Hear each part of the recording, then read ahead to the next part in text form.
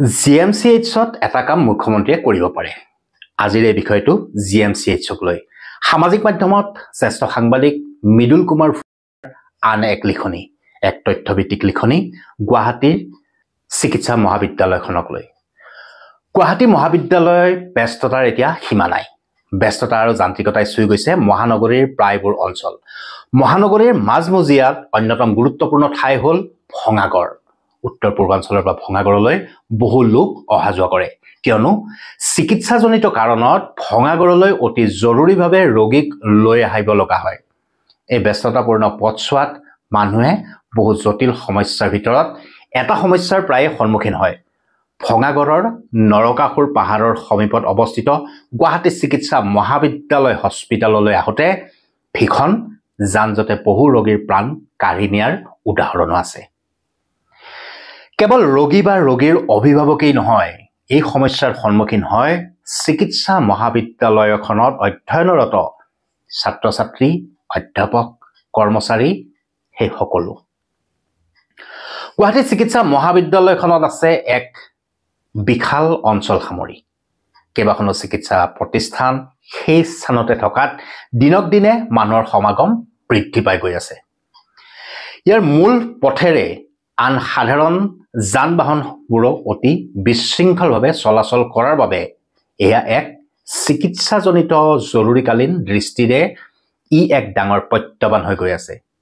ইয়াৰ উপৰিও জিএমচিএইচৰ লগতে আন চিকিৎসা প্ৰতিষ্ঠানক কেন্দ্ৰ কৰি পদপথত দিয়া অস্থায়ী দোকানবোৰে সমগ্ৰ পৰিৱেশটোকে আৰু উচ্ছৃংখল কৰি তুলিছে। জিএমচিএইচক কেন্দ্ৰ কৰি জিএমচিএইচ কেন্দ্ৰিক আন্তঃগাঁথনি উন্নতকৰণৰ কাম ঠিকেই চলিছে যদিও এই বিষয়টোক অসম চৰকাৰে অৱজ্ঞা কৰি আহিছে। পৰিস্থিতি এনে পৰ্যায় পাইছেগৈ যে এটা স্থানৰ পৰা আন এটা স্থানলৈ এজন চিকিৎসক যাবৰ বাবে 5 মিনিটৰ বাটটোকে ঘণ্টা পৰ্যন্ত সময় অপব্যয় হয়, যাৰ ফলত জ্যেষ্ঠ চিকিৎসকসকলে এনে পৰিস্থিতিৰ সন্মুখীন হৈ এখন হস্পিটেলৰ পৰা জিএমচিৰে অন্তৰ্গত আন এখন চিকিৎসা প্ৰতিষ্ঠানলৈ যাবৰ বাবে ভীষণ সমস্যাত পৰে আৰু অসুবিধাত পৰে। ইফালে নৰকাসুৰ পাহাৰৰ মাজেৰে নিৰ্মাণ কৰি দিয়া পথটোৱে কাহিলীপাৰাৰ পৰা জিএমচিৰ সন্মুখেৰে জিএছ ৰোডলৈ অত্যাধিক যান-বাহন চলাচল কৰাৰ বাবে ৰোগীক কঢ়িয়াই নিয়া এম্বুলেন্সো আবদ্ধ হৈ পৰিব লগা হয়। ৰূপনগৰ হৈ এটা বিকল্প পথ নিৰ্মাণৰ সম্পূৰ্ণ সুযোগ সুবিধা থকাৰ পাছতো এই দিশত এতিয়ালৈকে কোনো ব্যৱস্থা গ্ৰহণ কৰা নাই চৰকাৰ প্ৰশাসনে। এই ধৰণৰ জটিলতাৰ বাবেই উক্ত অঞ্চলটো গ্ৰীণ কৰিডৰ বা মেডিকেল কৰিডৰ ৰূপে ঘোষণা কৰি সময় থাকোঁতেই চৰকাৰে বিহিত ব্যৱস্থা গ্ৰহণ নকৰিলে এনেবোৰ যান-জঁট, অবৈধ ব্যৱসায় প্ৰতিষ্ঠান আৰু সাধাৰণ লোকৰ যান-বাহনৰ অবাধ চলাচলে এই অঞ্চলটোক সম্পূৰ্ণ অচল কৰি তুলিব পাৰে। এটা সময় আছিল সেইবোৰ অঞ্চল নীৰৱ নিস্তব্ধ আছিল। মানুহৰ জনবসতি আৰু জনসমাগম নাছিল। আজিৰ পৰা 6টা দশকৰ পূৰ্বেই গুৱাহাটী মেডিকেল কলেজ আৰু হস্পিটেল সেই স্থানত স্থাপন কৰা হৈছিল। 1960 চনত গুৱাহাটী মেডিকেল কলেজ ক'ত স্থাপন কৰা হ'ব সেই সন্দৰ্ভত অসম চৰকাৰে গঠন কৰি দিয়া এখন কমিটিয়ে চৰকাৰৰ ওচৰত প্ৰতিবেদন দাখিল কৰিছিল জিএমচিখন ইয়াতে হ'ব লাগে বুলি। সেই কমিটিয়ে উলুবাৰী, জালুকবাৰী, চানমাৰী আদি ঠাইতো মেডিকেল কলেজ স্থাপনৰ বাবে মাটি চাইছিল। প্ৰাৰম্ভিক অৱস্থাত 1960 চনৰ আগষ্টত আয়ুৰ্বেদিক কলেজৰ খালী হৈ থকা বিল্ডিং আৰু ফিজিকেল এডুকেশ্যন ট্ৰেইনিঙৰ বিল্ডিঙত এই চিকিৎসা মহাবিদ্যালয়খনৰ পাঠ্যক্ৰম আৰম্ভ কৰা হৈছিল। অসম চৰকাৰে এই সন্দৰ্ভত জাৰি কৰা জাননী নম্বৰ আছিল MMD/275/60/45। সেই বৰ্ষৰ 20 ছেপ্টেম্বৰত শুভাৰম্ভ কৰা এই চিকিৎসা মহাবিদ্যালয়খনৰ প্ৰতিষ্ঠাপক অধ্যক্ষ আছিল ডক্টৰ SN শৰ্মা।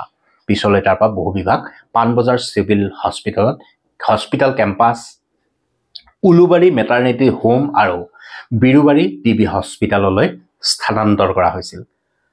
ভঙাগড়ত এই চিকিৎসা মহাবিদ্যালয়খনৰ স্থায়ী নিৰ্মাণৰ বাবে প্ৰথমে বাট-পথ নিৰ্মাণৰ কাম আৰম্ভ হৈছিল 1962 চনত।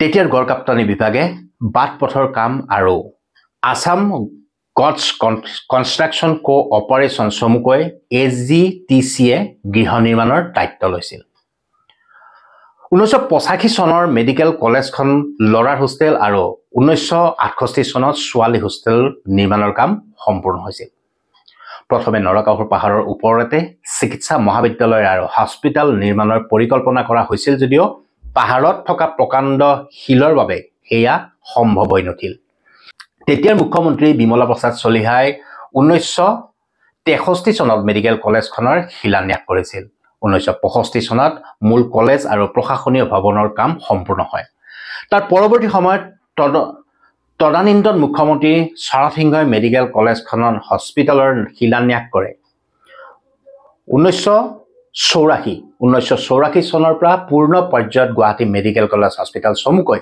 GMCHৰ সেৱা আৰম্ভ হৈছিল তেতিয়া নিৰ্মাণ কৰা বাট পথৰ ওপৰত ভিত্তি কৰি এতিয়াও এই চিকিৎসা মহাবিদ্যালয় আৰু ইয়াৰ অন্তৰ্গত চিকিৎসা প্ৰতিষ্ঠান চলি আহিছে এই দিশত বিজ্ঞানসন্মত আৰু সুপৰিকল্পিত পৰিকল্পনাৰ অভাৱ লক্ষণীয় গুৱাহাটী চিকিৎসা মহাবিদ্যালয় হস্পিটেলত ৰোগীৰ সংখ্যা দিনক দিনে বাঢ়ি গৈ আছে বৰ্তমান 3214 জন ৰোগীৰ বাবে বিছনা আৰু 600খন ICUৰ বিছনা আছে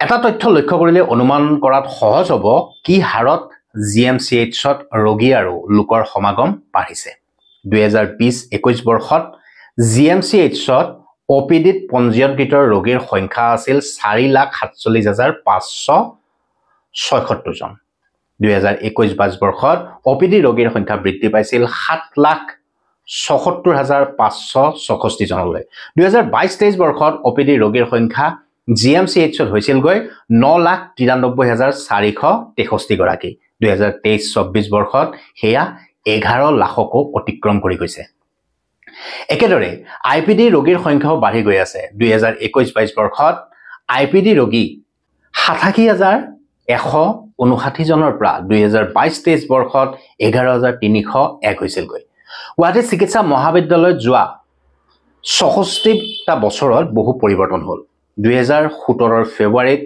GMCHৰ সমীপতে শুভাৰম্ভ কৰা হয় ৰাজ্যিক কৰ্কট ৰোগ প্ৰতিষ্ঠান য'ত কৰ্কট ৰোগৰ চিকিৎসাৰ বাবে অত্যাধুনিক পেট MRI পেট CT স্কেনকে ধৰি অত্যাধিক যন্ত্ৰপাতিৰ সুবিধা আছে 200 ৰোগীৰ বাবে বিছনা থকাৰ উপৰিও radiation অৰ্কলজি pain and palliative care আদিৰ সুবিধা উপলব্ধ মূল GMCHৰ বিপৰীত দিশত 2021ত PMSSY আঁচনিৰ অধীনত আৰম্ভ কৰা হয় সুপাৰ স্পেচিয়েলিটি হস্পিটাল এইখন হস্পিটালতো আছে 280খন বিছনা 9 মে 2022ত শুভাৰম্ভ কৰা হৈছিল TM চেণ্টাৰ CM চেণ্টাৰ 2020ত the ortho and trauma centre আৰম্ভ কৰা হৈছিল পেডিয়াট্ৰিক আউটবৰ্ন SNCU আৰম্ভ কৰা হয় 2022ত য'ত আছে 120খন বিছনা ইয়াৰ উপৰিও আঞ্চলিক দন্ত মহাবিদ্যালয়খনো আছে এই স্থানতে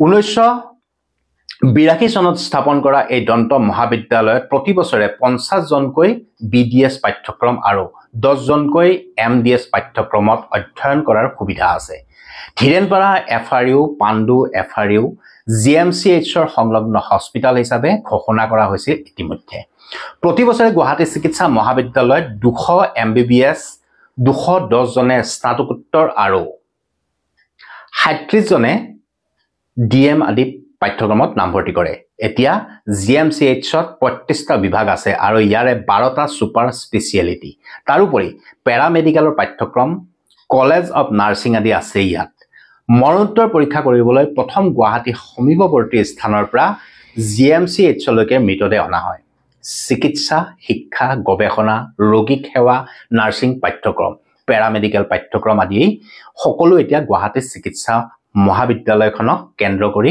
গঢ় লৈ উঠিছে দৈনিক 30-40 হাজাৰ মানুহে কেৱল চিকিৎসাজনিত কাৰণত ইয়াত সমাপত হয় সেইখনেই GMC আৰু GMCH এতিয়া এনে ভিখন ব্যস্ততা হয়তো কোনোবা দিনা হ'ব বুলি 60ৰ দশকত মানুহে কল্পনা কৰা নাছিল পৰিস্থিতি এতিয়া আন্তঃগাঁথনিক লৈ নহয় সমস্যা এতিয়া সুচল যাতায়াত আৰু উশৃংখল পৰিৱেশক লৈ মুখ্যমন্ত্ৰী ডক্টৰ হিমন্ত বিশ্ব শৰ্মা এতিয়া স্বাস্থ্য মন্ত্ৰী তেওঁৰ এটা সিদ্ধান্তত GMCH আৰু ইয়াৰ চৌপাশ চিজিল কৰি তুলিব পাৰে।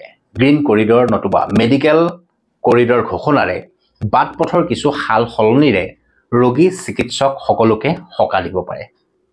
GMCHৰ প্ৰৱেশৰ অনেক পথ আছে। কোনটো পথেৰে কোন সোমাইছে তাত কাৰো হিচাপ নাথাকে। নিৰাপত্তাজনিত কাৰণতে এই দিশটো গুৰুত্ব দিব লাগে। GMCHলৈ যোৱাৰ সাধাৰণ লোকে অনুভৱ কৰা এই সমস্যাবোৰ নিশ্চয় চিকিৎসা মহাবিদ্যালয় GMCHৰ কৰ্তৃপক্ষইও অনুভৱ কৰে। এক সুপৰিকল্পিত আঁচনিৰে এই অঞ্চলটোক সুসংগঠিত কৰি তুলিলে বহু লোকৰ জীৱন ৰক্ষা হ'ব পাৰে। ৰাস্তাৰ এটা পালে থকা হস্পিটেলখনৰ পৰা আনটো পাৰত থকা হস্পিটেলখনলৈ যাবলৈ কেতিয়াবা 1 ঘণ্টা পৰ্যন্ত লগাটো কম পৰিতাপৰ কথা নে? GMCHলৈ যোৱাৰ পথৰ দৰে বিশৃংখল পৰিস্থিতি সম্ভৱতঃ কোনো এখন মেডিকেল কলেজলৈ যাওঁতে কোনো লোকেই সন্মুখীন হোৱাৰ নাজিৰ নাই। GMCৰ সন্মুখত বহা পাচলি, মাছ, সৰু পাণ দোকান, চাহ দোকানবোৰে এই অঞ্চলবোৰৰ পৰিৱেশ বিনষ্ট কৰি তুলিছে। উক্ত স্থানতে আছে GMDৰ কাৰ্যালয়। তেওঁলোকেও এই দিশত তীক্ষ্ণ নজৰ ৰখাটো প্ৰয়োজনীয় হৈ পৰিছে। নহ'লে অতি স্পৰ্শকাতৰ এই অঞ্চলটোক নৰকৰ পৰা অতি নৰক হৈ পৰিবলৈ আৰু বেছি দিন নাথাকে। আৰু তাৰ পিছত এই সমস্যাৰ সমাধান কৰিবলৈ আপোনালোকৰো বহু অসুবিধা হ'ব পাৰে। ধন্যবাদ।